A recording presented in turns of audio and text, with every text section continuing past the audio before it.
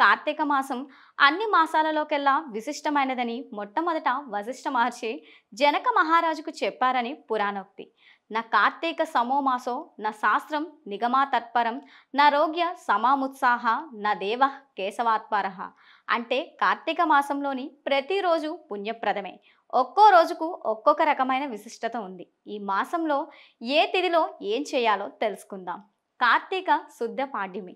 ఈరోజు తెల్లవారుజామునే లేచి స్నానం చేసి గుడికి వెళ్ళాలి. కార్తీక వ్రతాన్ని నిర్విఘ్నంగా చేసేటట్లుగా అనుగ్రహించమని ప్రార్థించి సంకల్పం చెప్పుకొని ఆకాశ దీపాన్ని సందర్శించుకోవాలి. ఇక రెండవ రోజు విదయ. సోదరి ఇంట ఆమె చేతి భోజనం చేసి కానుకలు ఇచ్చి రావాలి. ఇలాంటి వారికి యమగండం తప్పుతుందంటారు. తదియ. అమ్మవారికి కుంకుమ పూజ చేసుకోవాలి. దీనివల్ల సుమంగళి భాగ్యం కలుగుతుంది. చవితి. నాగుల చవితి సందర్భంగా సుబ్రహ్మణ్యేశ్వరుని పూజించాలి. పుట్టలో పాలు పోయాలి. పంచమి. దీన్ని జ్ఞాన పంచమి అంటారు. ఈరోజు సుబ్రహ్మణ్యేశ్వరుని పూజిస్తే జ్ఞాన వృద్ధి కలుగుతుంది. అలాగే షష్ఠి. ఈరోజు బ్రహ్మచారికి ఎర్రగడుల గండువాను దానం చేస్తే సంతాన ప్రాప్తి కలుగుతుంది. సప్తమి. ఎర్రని వస్త్రంలో గోధుమలు పోసి దానమిస్తే ఆయువృద్ధి ప్రాప్తిస్తుందని. అష్టమి. ఈ రోజున చేసే పూజ మంచి ఫలితాలను ఇస్తుందంటారు. అలాగే దీన్ని గోపాష్టమి అని కూడా అంటారు. నవమి.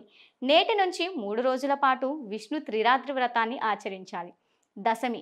నేడు రాత్రిపూట విష్ణు పూజ చేయాలి. ఏకాదశి. దీన్నే బోధన ఏకాదశి అంటారు. ఈ రోజున విష్ణు పూజ చేస్తే సద్గతులు ప్రాప్తిస్తాయి. ద్వాదశి. ఈ రోజు క్షీరాబ్ది ద్వాదశి అంటారు. సాయంకాలం ఉసిరి తులసి మొక్కల వద్ద విష్ణు పూజ చేసి దీపాలను వెలిగించాలి. దీంతో సర్వపాపహరణం అవుతుంది. త్రయోదశి. శాలిగ్రామ దానం చేస్తే కష్టాలు దూరం అవుతాయి. చతుర్దశి. పాషాణ చతుర్దశి వ్రతం చేసుకుంటే మంచిది. కార్తీక పూర్ణిమ. కార్తీక మాసంలోకెల్లా అతి పవిత్రమైన రోజు. ఈ రోజున నది స్నానం చేసి శివాలయం వద్ద జ్వాలాతోరణ దర్శనం చేసుకోవాలి. ఈ రోజున సత్యనారాయణ వ్రతం చేస్తే సర్వ పాపాలు తొలగిపోతాయి. కార్తీక బహుళ పాడ్యమి. ఆకుకూర దానం చేస్తే మంచిది. విదయ.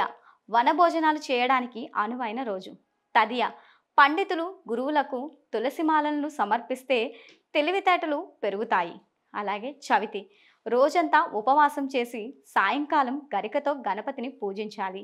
ఆ గరికను దిండు కింద పెట్టుకొని పడుకుంటే పీడకలల బాధ తొలగిపోతుంది. పంచమి. పంచమి రోజు చీమలకు నూకలు చల్లడం, అలాగే సునకాలకు అన్నం పెట్టడం చాలా మంచిది. షష్ఠి. గ్రామ దేవతలకు పూజ చేయాలి. తదుపరి సప్తమి. జిల్లేడు పూల దండను శివునికి సమర్పించాలి. అష్టమి. కాలభైరవాష్టకం చదివి గారెల దండను భైరవుడికి లేదా సునకంకు సమర్పిస్తే ధనప్రాప్తి కలుగుతుంది. నవమి.